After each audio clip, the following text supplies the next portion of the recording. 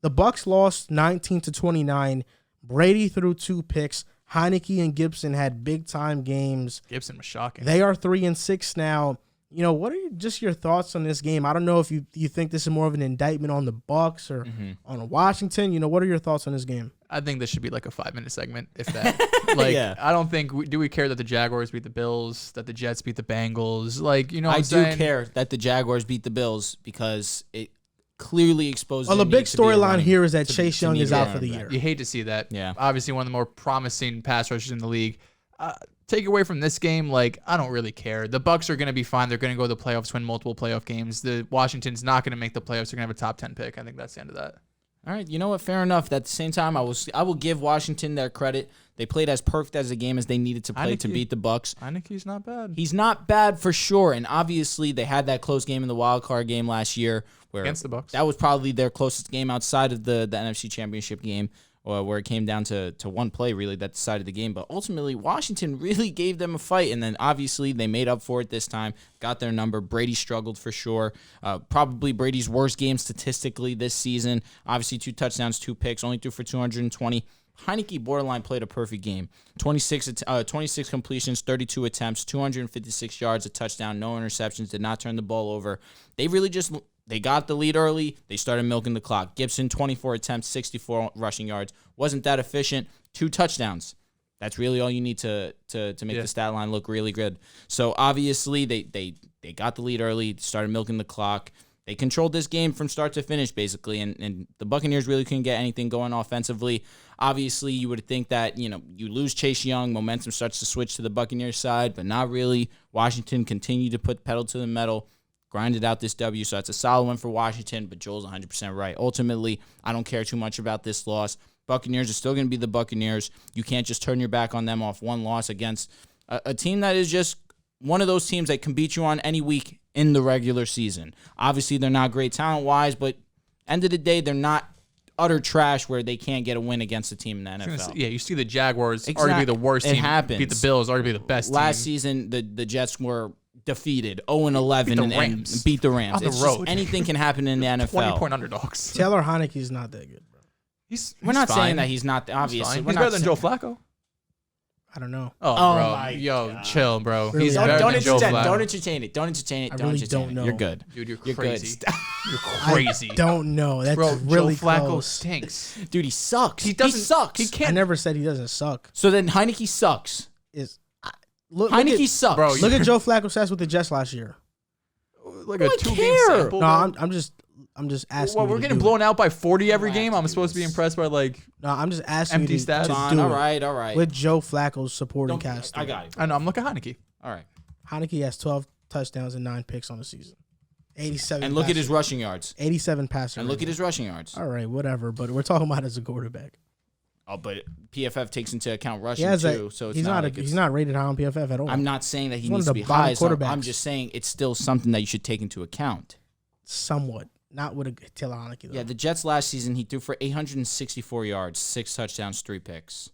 That's very similar. to Heineke, Heineke. 2,200 yards, 66% completion, 12 touchdowns, 9 interceptions. How many rushing yards? I was gonna say, I'm just looking for that. It's passing. I'm just saying Heineke's not. They got to get We're a not quarterback. saying he's all world. They got look. He's also no, got 250 rushing yards. I feel bad for Washington fans. You wondering why I feel bad? I feel bad because this season has been a wash. Bro, it's been a lot of their defense just being completely not what they were Terrible. expecting. They're expected Their to be a top defense- Secondary is garbage. Their defense is not trash. It's just their secondary that's trash. Yeah, its secondary's been bad. That's really all it's been, and their coverage has been trash. But their defensive line Didn't is they still get there. William Jackson? They He hasn't lost been good. Darby. He's Yeah, really been trash. Jackson hasn't been good this year.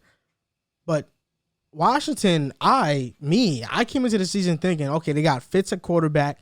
Curtis Samuel's going to play. Curtis Samuel hasn't played. Where is he? Bro, he's hurt. The Jets have more sacks than Washington this year.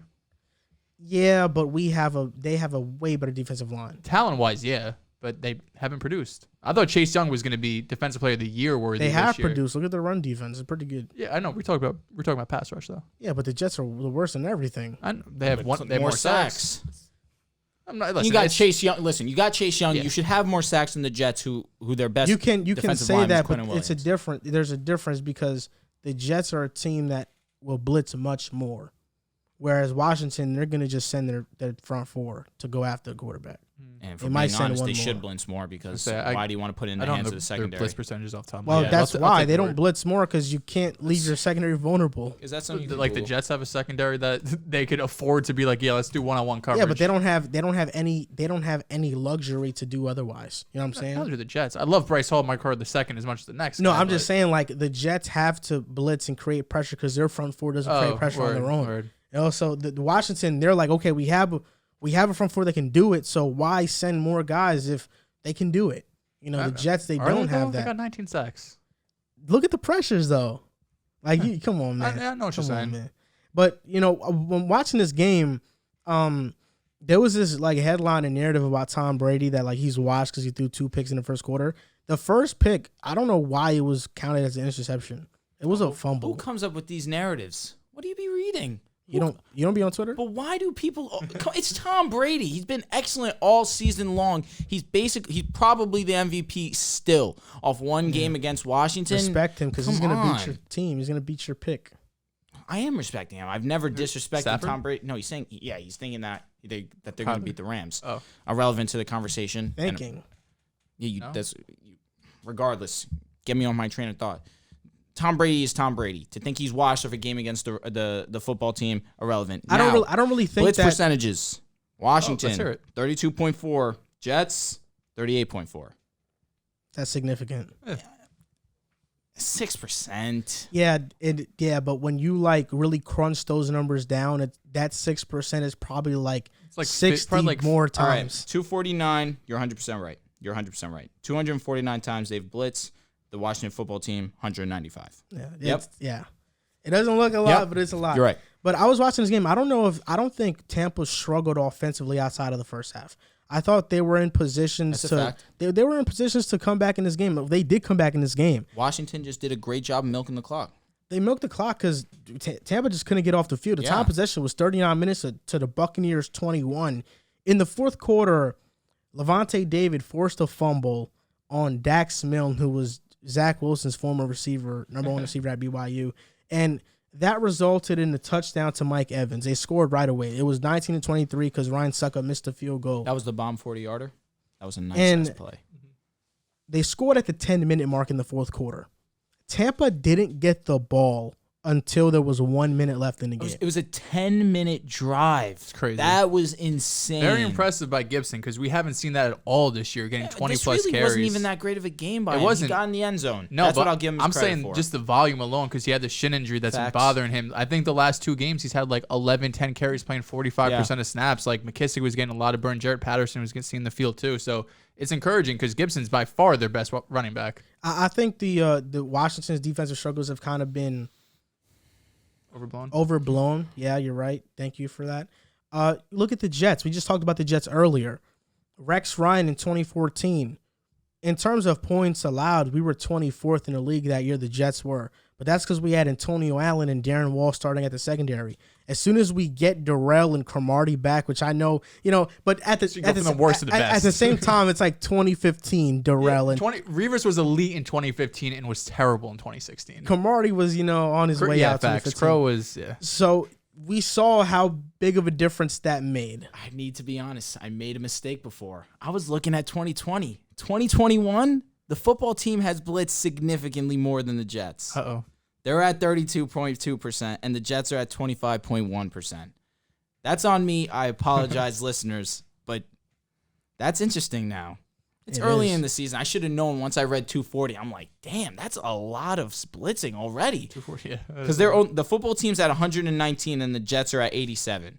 So that's still it's 30 around 30 clean, but it's interesting. I apologize. That's on me. But y'all. even outside of like William Jackson, they don't really have. They don't another have corner. guys. No. They don't have a corner. Even though Kendall Fuller has been he's been average. Yeah. But then really Landon Collins, we've been known that he's horrible at Bad coverage. contracts. So they need to figure out that secondary because once they do, if it can be this offseason, they'll have one of the top defenses in football again. Yeah. And they need Curtis Samuel to step on the field because Yeah. what we were most excited about was seeing Terry have someone opposite of him, and really hasn't been that at all. Curtis Samuel, no, I'm going to say this. If Curtis Samuel was on steroids, he'd be Deebo Samuel. Sure. He's a little chunky. He's chunky, but Curtis? somehow he's fast. I don't think he's chunky. I feel like he's kind of slight. Yeah, no, I don't know. He's a little big dude. Yeah. Yeah. I think he's slight too. He's a little stocky, short dude. That's what I'm saying. I always thought he was kind of just like skinny. I just think, he looks very skinny. He looks like Paris Campbell to me. I'll be honest. I haven't seen him on the field. Has he played at all this year? Maybe a game or two. game. I don't really think he has played. Yeah. And also, had a Diamond bad Brown. hamstring. Diamond Brown has been disappointing this year too. Yeah. But what was he, like a fourth? Third round pick. Nah, Third or he's got a fat face, but he's pretty built. Obviously, he's in the NFL. Yeah.